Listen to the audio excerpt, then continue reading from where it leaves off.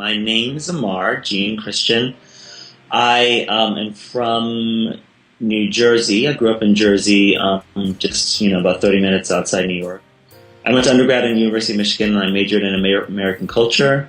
And while I was there throughout undergrad and for a little bit after, I did newspaper reporting.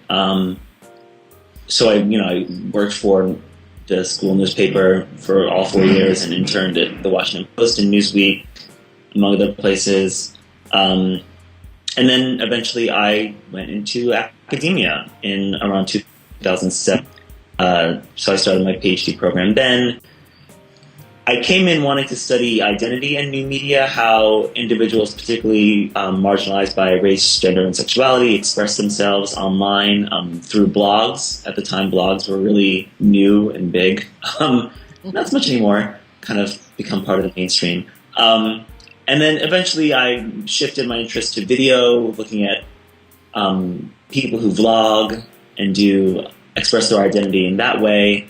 And then gradually I kind of shifted away a little bit from identity as self-expression and more towards looking at markets and industry and how people use video to create television, a commodity.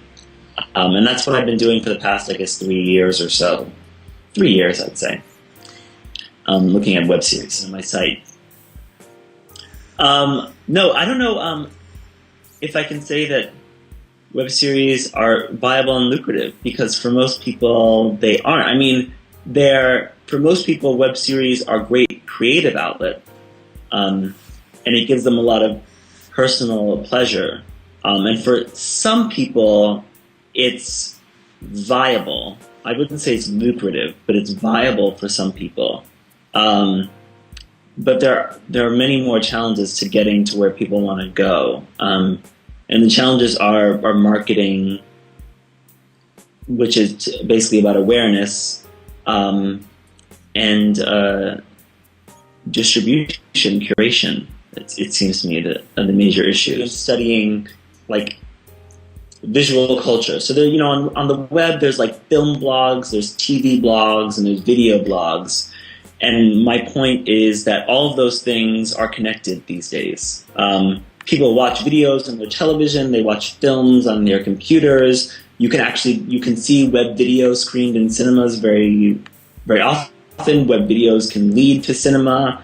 Web videos can be created into TV shows. Movies can have web series. Everything is actually much more connected than I think much of the blogosphere would like to acknowledge. One of the things that I think nobody's really talking about, and this goes for all web series, I think, is that so many people are focused on television and trying to get on television, and television as this very powerful object that they want to have access to, that they're not really using the form of the web and the possibilities of, not having set episode lengths and all that stuff, to really push storytelling forward, to do something that's really creative storytelling-wise.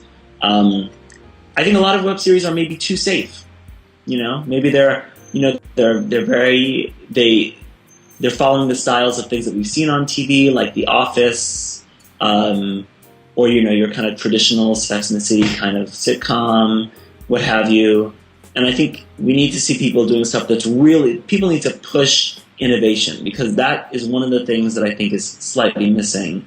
Web series should be arty. They should be artistic. They should be something that's whoa, I haven't seen that before. And something that's really eye-catching and different like that. So I think there needs to be more of that, but I think also it will happen eventually.